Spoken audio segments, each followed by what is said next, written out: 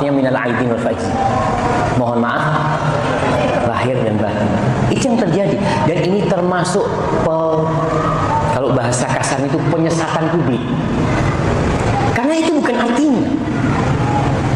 Cari di kamus apa saja. Min itu artinya dari. Ini doa ya. Minal aidin. Aidin itu dari ada yaudu aidan, orang yang kembali. Doanya semoga engkau termasuk orang-orang yang kembali. Itu kembali kepada Allah. Wal faizin, dan orang-orang yang sukses yang diterima amalannya. Kembali kepada Allah dari dosa-dosa menjadi orang yang bertobat kepada Allah dan diterima amalannya sehingga menjadi orang-orang yang sukses. Faizin itu dari asal kata fauzan. Faiz.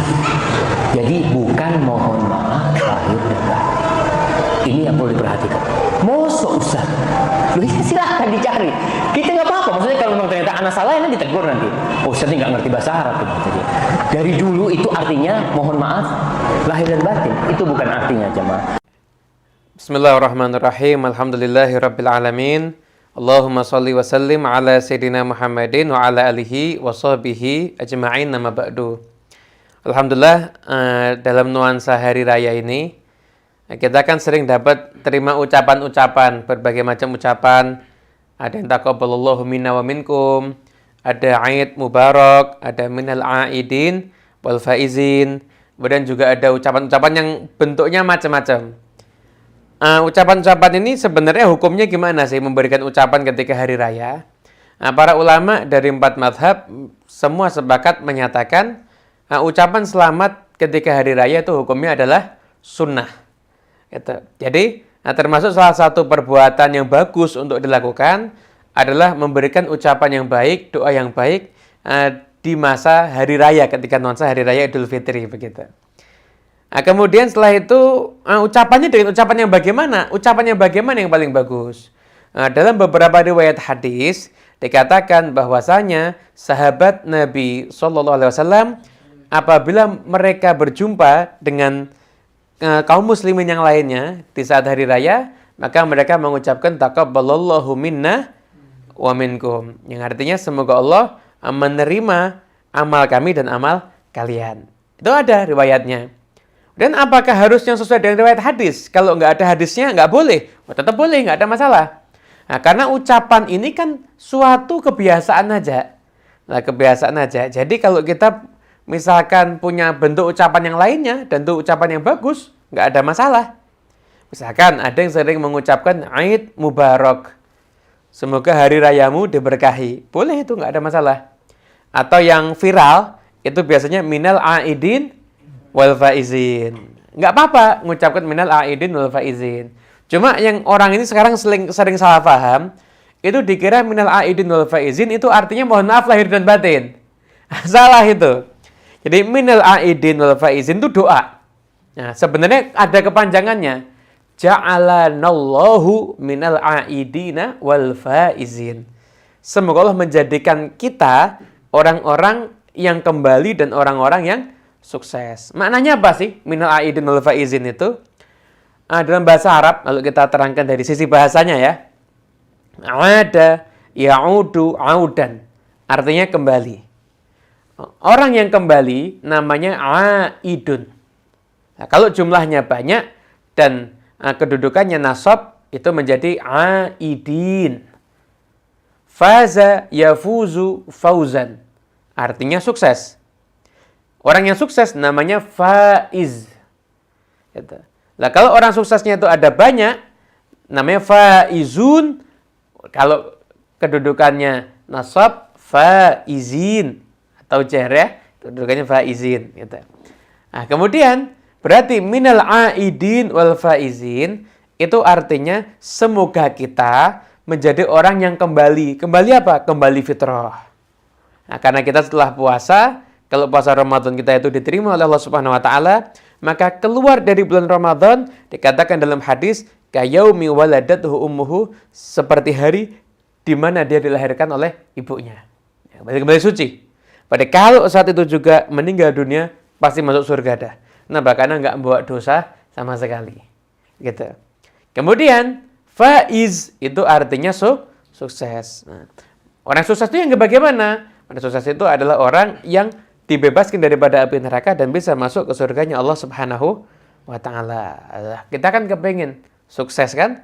Masuk surganya Allah Subhanahu wa taala. Makanya silahkan ucapkan doa minal aidin wal faizin, namun ketika mengucapkannya jangan hanya sekedar basa-basi, namun juga niatkan itu sebagai doa. Nah, kalau doa kita diaminkan oleh para malaikat, berarti seketika itu juga insya Allah dosa kita diampuni oleh Allah Subhanahu wa taala dan kita tergolong menjadi orang-orang yang sukses. Dan kalau ada lagi misalkan ya, gimana kalau ucapan yang biasa ketika tangan tak bisa berjabat, kata tak bisa terucap, itu yang seperti itu tuh gimana? Nggak ada masalah itu. Yang penting isinya adalah doa kebaikan. Makanya ayo di nuansa Hari Idul Fitri ini mari kita perbanyak menebar kebaikan. Nah, semoga insya Allah doa-doa kita itu menjadi kebaikan untuk kita semuanya. Sungguh mulia lisan yang mendoakan orang lain. Ketika Allah Subhanahu wa taala menggerakkan lisan kita untuk berdoa, maka itu pertanda Allah akan mengijabah doa kita semuanya. Mungkin ini yang bisa kami sampaikan. Allahu minkum. Wassalamualaikum warahmatullahi wabarakatuh. Mengucapkan selamat lebaran kepada sesama kita. Karena di tanah air kita, kebanyakan orang kalau mengucapkan selamat lebaran, mereka mengatakan minal aidin wal faizin. Ya, minal aidin wal faizin, mohon maaf lahir dan batin. Apa hukum mengucapkan perkataan tersebut ya? Jadi untuk masalah lebaran hari raya, ada dua sisi yang harus kita lihat. Pertama sisi yang ta'abbudi. Situ harus benar-benar kita ikut syariat ya tentang bagaimana misalnya kapan takbirannya, kemudian misalnya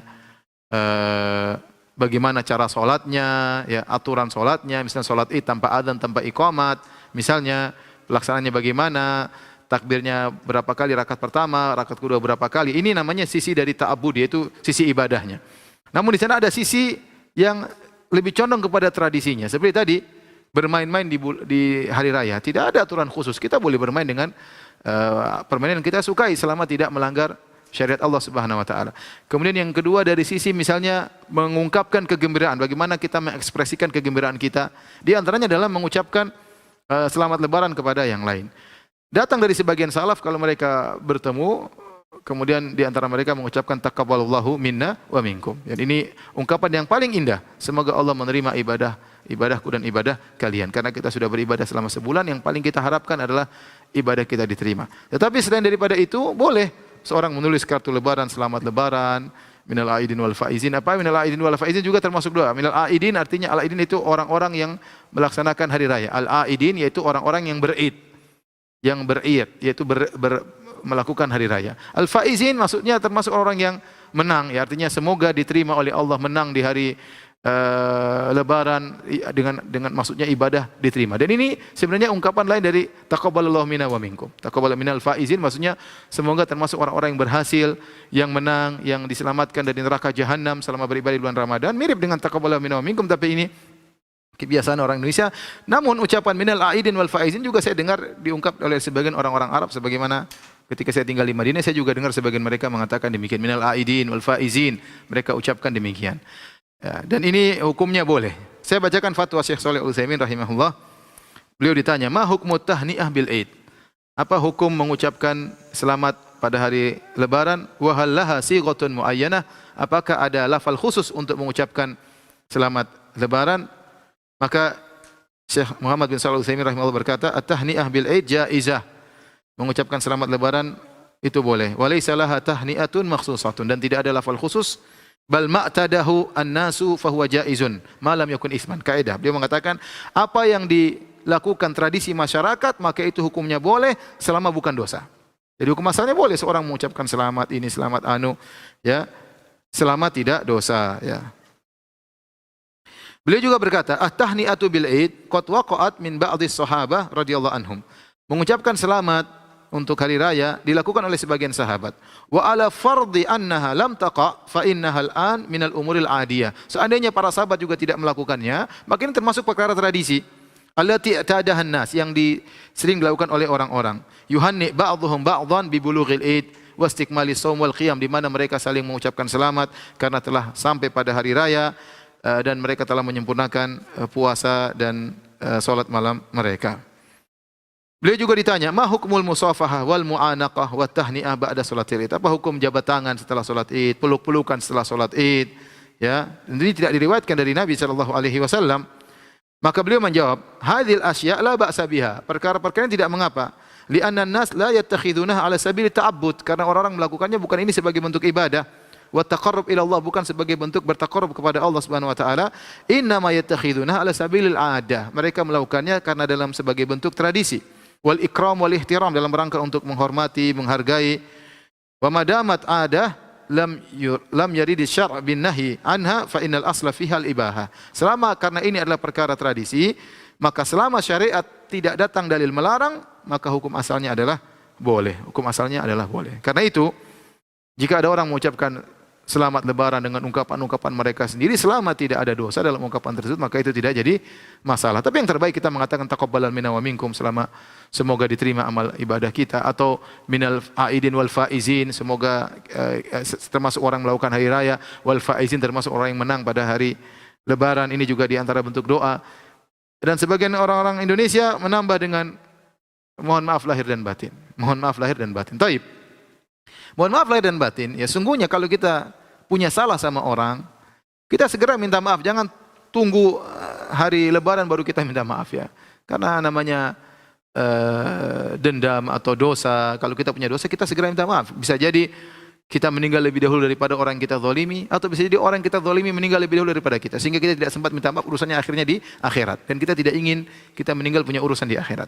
Oleh karena jika seorang punya salah, segera dia minta maaf, tidak tunggu hari raya, atau tidak tunggu bulan Ramadan baru minta maaf. Kapan dia punya dosa, segera punya salah sama orang, segera dia minta maaf agar hatinya bersih dan segera dimaafkan oleh Allah Subhanahu wa taala. Tetapi ungkapan mohon maaf lahir dan batin ini sudah jadi suatu ungkapan orang Indonesia, bahkan diucapkan kepada orang yang dia tidak salah kepadanya. Saya seakan-akan sudah suatu stempel yang merupakan pelengkap dari minal aidin wal faizin, mohon maaf lahir dan batin.